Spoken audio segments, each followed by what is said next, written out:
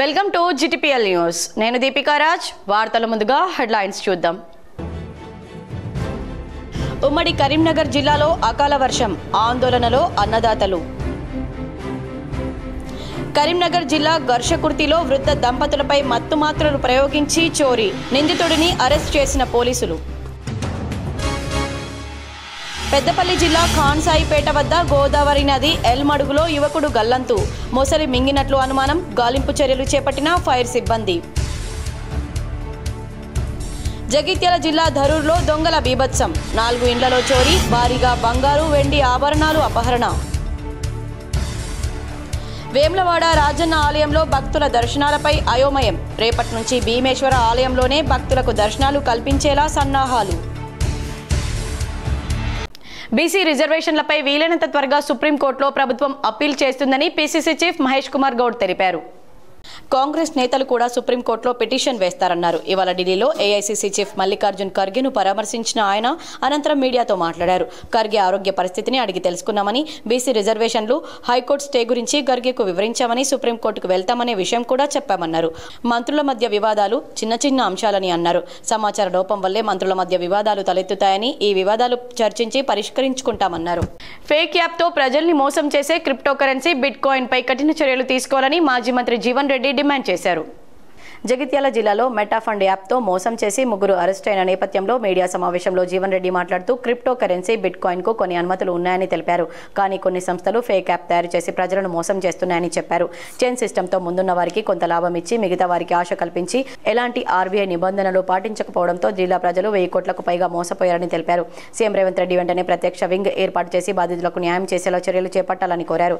రాష్ట్ర పరిధిలో ఏ మేరకు నిలుపుదల చేయగలుగుతామో ఆలోచన చేయాలని, దానిపై చర్యలు తీసుకోవాలని సీఎం లేఖ రాస్తున్నట్లు తెలిపారు. గతంలో హవాలా నుండే బయట దేశకెళ్ళి మన ఇండియాకి డబ్బు రావాలని చెప్పారంటే కేవలం మాట మీద నమ్మకంతో ఏదైతుందో సినిమాలలో చూస్తూ సిగరెట్ బుక్క ఇటు నాకు పెడితే మనం డబ్బిచ్చు, ఏదో 10 రూపాయల నోటు చింపింది ఉంటుంది, అది ఇది అతుకు పెడితే మనం డబ్బిచ్చు ఉంటుంది. హవాలా ఉండి ఇది కూడా ఒక హవాలా ఉండి అంటున్నాను నేను.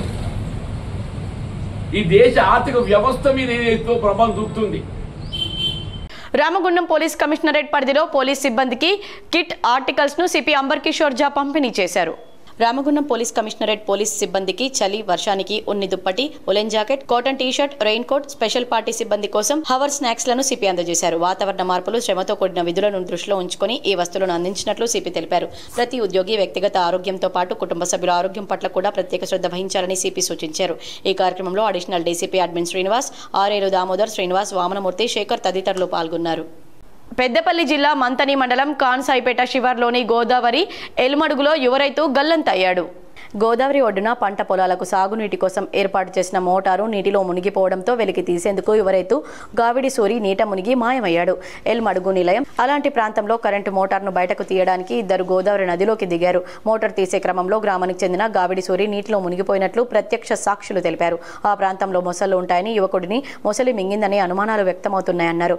పోలీస్, ఫైర్ శాఖల అధికారులు గాలింపు చర్యలు చేపట్టారు. మొసలు తిరిగే ప్రాంతం కావడంతో మొసలి మింగి ఉంటుందని అనుమానాలు వ్యక్తం చేస్తున్నారు స్థానికులు.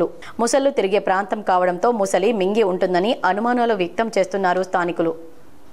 ఖాన్సాయిపేట మసాలా అభయారణ్యంలో రేవాల సైడు ఎల్మడుగులో జక్కల కిషన్ అనే రైతు గురుసింగరాజు మరియు గావిడి సూరిని మోటార్ రిపేర్ నిమిత్తము తీసుకొని రావడం జరిగింది. పొద్దున్న 8:30 సుమారులో తీసుకొని వచ్చి రాజును సూరి ఇద్దరు మునిగి మోటార్ పట్టుకు రావడం జరిగింది. కొంత దూరం వచ్చిన తర్వాత వాళ్ళకు దమ్ము రావడంతో ఆగి మళ్ళీ దాన్ని అక్కడ ఆపి మళ్ళీ గడ్డ మీదకి ఎక్కి కొద్దిసేపు దమ్ము తీర్చుకొని మళ్ళీ సూర్య అనే వ్యక్తి కొత్త వింత పాతో రోత అన్నట్లు దొంగలు వినూత్న పద్ధతులు అవలంబిస్తున్నారు. దొరికితే దొంగ, లేకుంటే దొరలా ప్రవర్తిస్తున్నారు. అచ్చం అలానే కరీంనగర్ జిల్లాలో ఓ వ్యక్తి వృద్ధులను టార్గెట్ చేసి చోరీకి పాల్పడి పోలీసులకు చిక్కాడు.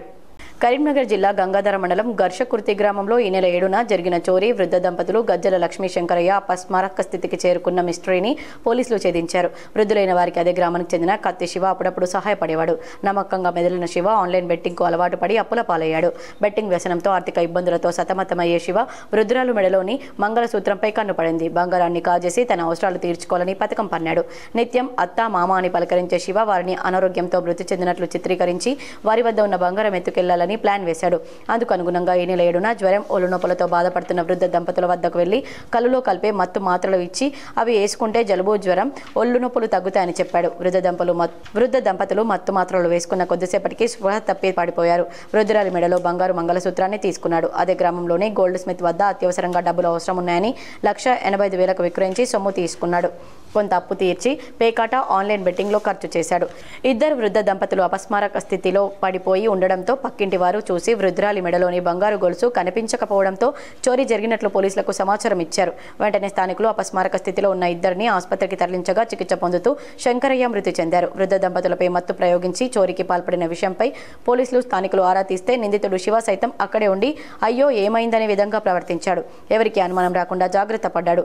ఏసీపీ విజయ్ కుమార్ ఆధ్వర్యంలో పోలీసులు పలువురు అనుమానితులను అదుపులోకి తీసుకుని విచారిస్తే పక్కింటి శివనే ఈ ఘాతుకానికి పాల్పడినట్లు తేలడంతో అతన్ని పోలీసులు అరెస్ట్ చేశారు. సిపి గౌస్ ఆలం ముందు మీడియా ముందు ప్రవేశపెట్టి జరిగిన ఘటనలపై వివరాలు వెల్లడించారు. అతని నుంచి 25,000 నగదుతో పాటు 2 తులాల పావు బంగారం, మంగళసూత్రం, 11 మత్తు మాత్రలు, మొబైల్ ఫోన్ స్వాధీనం చేసుకున్నారు. హత్యాయత్నం, దోపిడీ కేసులు నమోదు చేసినట్లు సిపి తెలిపారు.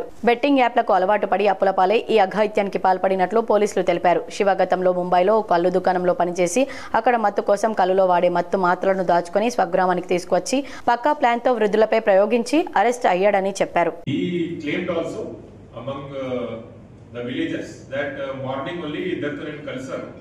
అప్పుడు ఇద్దరు బాగానే ఉన్నారు. ఆ తర్వాత ఏమైంది తెలియదు. This proves that he was last seen with the as per his claim with the victims. ఆ తర్వాత అతని మీద పాత కేసెస్ కూడా ఉన్నాయి. ఒకటి 498 case good by his first wife, ఒకటి గేమింగ్ యాక్ట్ కేసు. దాని ఇంటర్వ్యూషన్ లో మనకి ఏం తెలిసింది అంటే he is addicted to online betting and he is under huge debt, financial problem ఉంది అతనికి.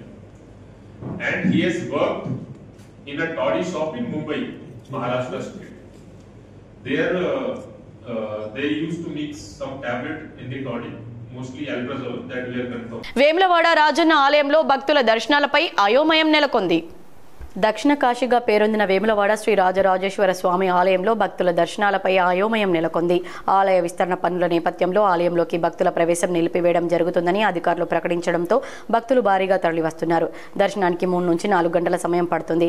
ఎప్పటి నుంచి రాజన్న గుడిలోకి భక్తులకు ప్రవేశం లేదో స్పష్టత లేకపోవడం సర్వత్రా ఆందోళనకు గురిచేస్తుంది. ఈ నెల 12 నుంచే రాజన్న భక్తులకు భీమేశ్వర ఆలయంలో దర్శనాలు కల్పిస్తున్నామని, రాజన్న గుడిలో ఏకాంతంగా నిత్య కైంకర్యాలు జరుగుతాయని అధికారులు ప్రకటించడంతో భక్తులతో పాటు రాజకీయ పార్టీలు ఆందోళన వ్యక్తం చేశాయి.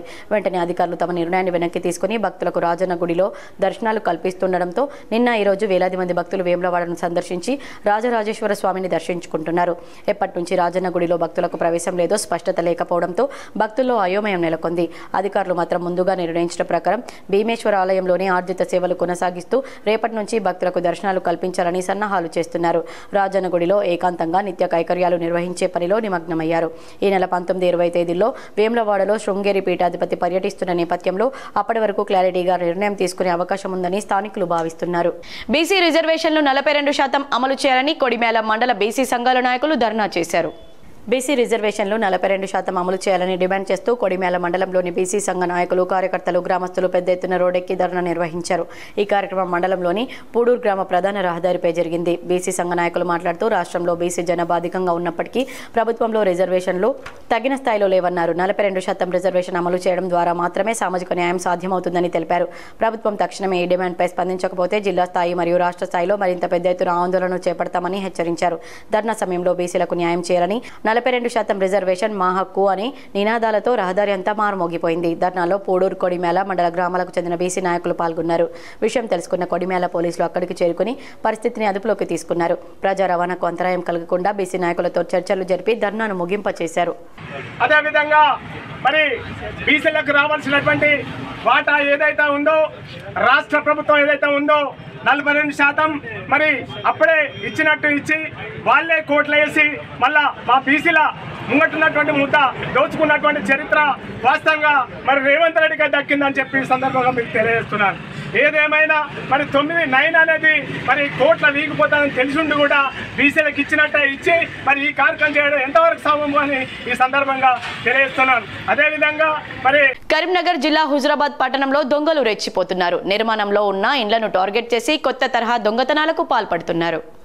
కరీంనగర్ జిల్లా హుజురాబాద్ పట్టణంలోని మామిండ్లవాడ ప్రాంతానికి చెందిన మంచికట్ల శ్రీనివాస్ ఇంటి నిర్మాణం చేపట్టి కరెంట్ సామాను తీసుకువచ్చి ఇంట్లో పెట్టాడు. అయితే ఇంట్లో శ్రీనివాస్ లేని సమయంలో ఓ వ్యక్తి ఇంటికి వచ్చి తాను కరెంట్ పని చేసే వ్యక్తినని కరెంట్ సామాను కావాలని కోరగా నమ్మిన శ్రీనివాస్ తల్లి రూమ్లో ఉందని చెప్పి తాళం చెవి ఇవ్వగా సామాను తీసుకుని వెళ్లిపోయాడు. ఇంటికి వచ్చిన శ్రీనివాస్ కు విషయం తెలవగా స్థానిక పోలీస్ స్టేషన్లో ఫిర్యాదు చేశాడు.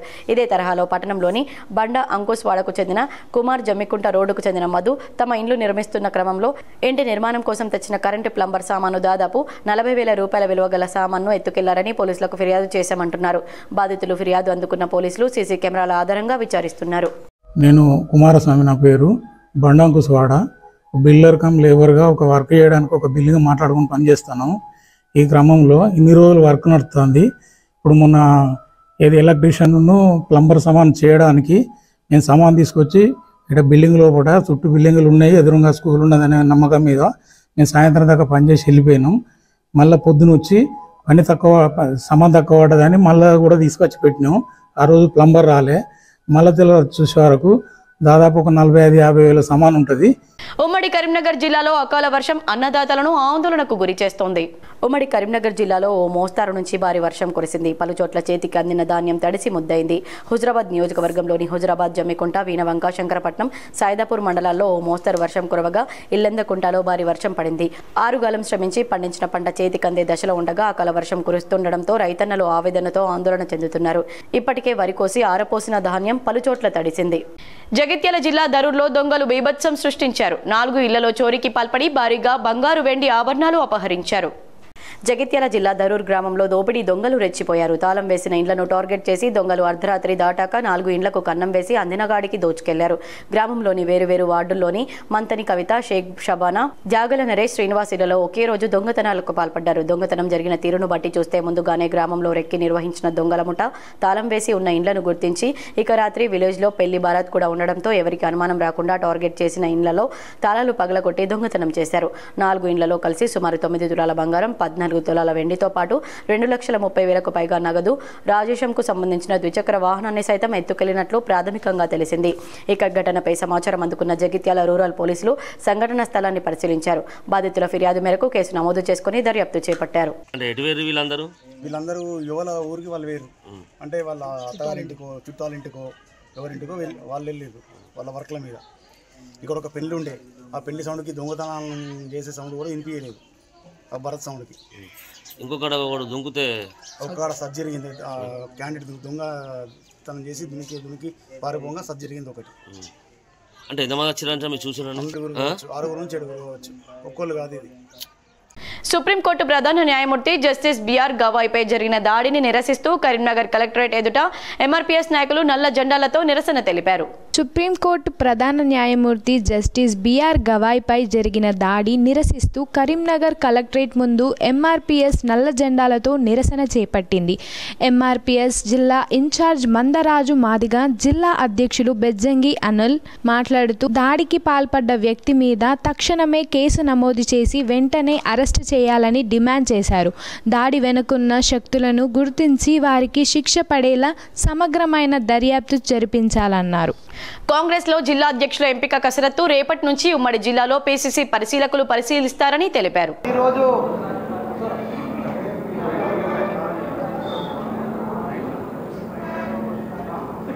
इस्लामाबाद में ही रहूँगा, हर असेंबली जाऊँगा, हर ब्लॉक जाऊँगा. इसका मतलब ये है कि कांग्रेस के संगठन को मजबूत करना है. जैसा हमने 1.5 साल पहले तेलंगाना में टीआरएस गवर्नमेंट को हराया था, हमारी गवर्नमेंट हमने बनाया था, ऐसे ही आने वाले दिनों में अगले लोकसभा में कांग्रेस पार्टी बीजेपी को हराएगी और ऑल ओवर इंडिया में अपने संगठन के दम पर हम लोग वापस केंद्र में अधिकार में आएंगे. अगर इसमें आना है तो डिस्ट्रिक्ट कांग्रेस का मजबूत होना बहुत ज़रूरी, और मजबूत होना है तो प्रोसेस को रिवर्स करना पड़ेगा। हैदराबाद और दिल्ली में इसका फैसला नहीं होना चाहिए, कार्यकर्ताओं को मिलकर इसका फैसला करना चाहिए।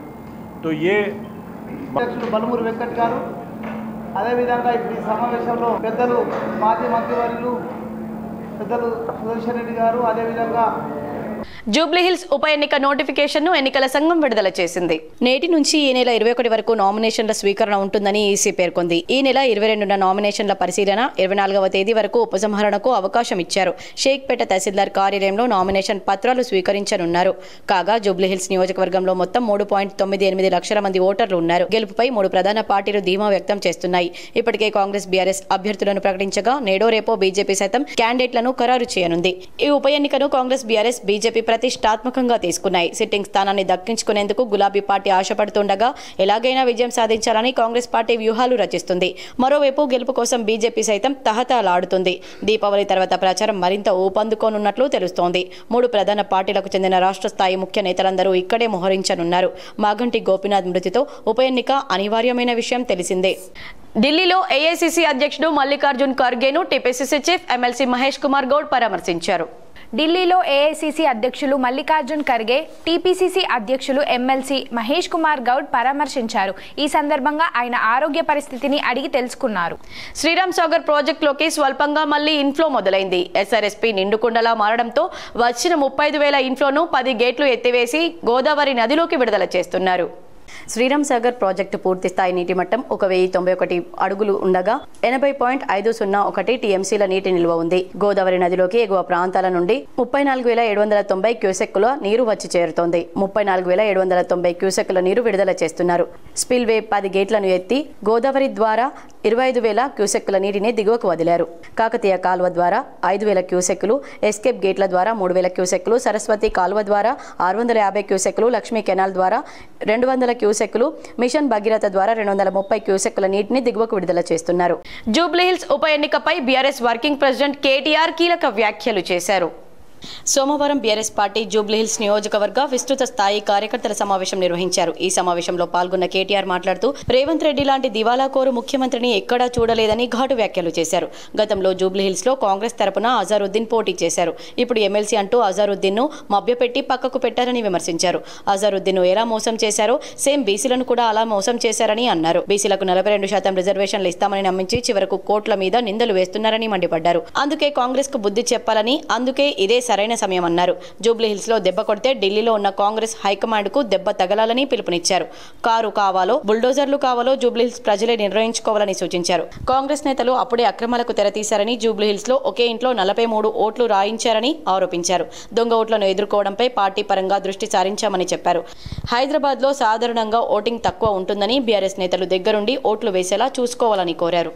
గుండెల్లో మోస్తూ నేను మీ అందరినీ ఒక్కటే కోరుతా ఉన్నా, కష్టాలలో సుఖాలలో కలిసి నడిచేదే కుటుంబం. మరి ఈరోజు ఈ టీఆర్ఎస్ కుటుంబం, ఈ కేసీఆర్ గారి కుటుంబంలో మనందరం కూడా, ఈ తెలంగాణ కుటుంబంలో మనందరం కూడా కుటుంబ సభ్యులు. మన కుటుంబంలో ఒకడు, మనలో ఒకడు మన అన్న మాగంటి గోపీనాథ్ గారు అనుకోకుండా మరి కేవలం చిన్న వయసులోనే మరణించిన విషయం మీ అందరికీ కూడా తెలుసు. ఆయన అకాల మరణం ఏదైతే ఉన్నదో జూబ్లీహిల్స్లో మిమ్మల్ని మాత్రమే కాదు రాష్ట్ర వ్యాప్తంగా మమ్మల్ని అందరినీ కూడా బాధ పెట్టింది. తల్లో నాలిక లెక్క ఇక్కడ ఉన్న ముఖ్యంగా మా ఆడబిడ్డలందరికీ చిన్న చిన్న కానుకలు ఇస్తూ కళ్యాణ లక్ష్మి చీర కేసీఆర్ గారు పెడితే మీకు కూడా ఆయనతో పాటు ఇంకొక కానుక ఇచ్చి ఆదుకున్న అన్నలాంటి వాడు మాగంటి గోపీనాథ్ గారు. ఇంకొక 3.5 ఏళ్ల పాటు మీకు ప్రజాప్రతినిధిగా, జూబ్లీహిల్స్ నియోజకవర్గ ఎమ్మెల్యేగా మీకు సేవలు అందించాల్సిన గోపీనాథ్ గారు మరి కన్ను మూయడం అనేది మనందరికీ కూడా బాధ కలిగించింది. ఇవాళ ఆ కుటుంబం అనాథ కాదు, ఆ కుటుంబానికి మేమందరం ఉన్నామంటూ ఒకసారి గట్టిగా చప్పట్లతో సునీతమ్మకు, అక్షరకు, దిశిరకు, వాత్సల్యకు గట్టిగా మనందరం కూడా వారికి ధైర్యాన్ని ఇవ్వాల్సిన బాధ్యత మనందరి మీద కూడా ఉన్నది. ఇవాళ ఆ కుటుంబానికి మనందరం కూడా ఇక్కడ ఉండే రాష్ట్ర వ్యాప్తంగా ఉండే బీఆర్ఎస్ కుటుంబ సభ్యులందరం కూడా అండగా వారి కోసమే జూబ్లీహిల్స్ కి. వార్తలు ముగించే ముందు హెడ్లైన్స్ మరోసారి. ఉమ్మడి కరీంనగర్ జిల్లాలో అకాల వర్షం, ఆందోళనలో అన్నదాతలు. కరీంనగర్ జిల్లా ఘర్షకుర్తిలో వృద్ధ దంపతులపై మత్తు మాత్రలు ప్రయోగించి చోరీ, నిందితుడిని అరెస్ట్ చేసిన పోలీసులు. పెద్దపల్లి జిల్లా ఖాన్సాయిపేట వద్ద గోదావరి నది ఎల్మడుగులో యువకుడు గల్లంతు, మొసలి మింగినట్లు అనుమానం, గాలింపు చర్యలు చేపట్టిన ఫైర్ సిబ్బంది.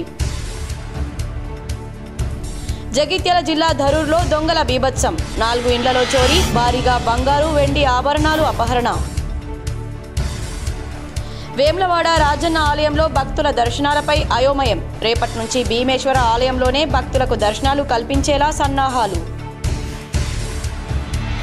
ఈ వార్తలు ఇంతటితో సమాప్తం. తిరిగి ప్రసారమయ్యే వార్తల్లో మళ్ళీ కలుద్దాం. అంతవరకు చూస్తూనే ఉండండి మీ GTPL.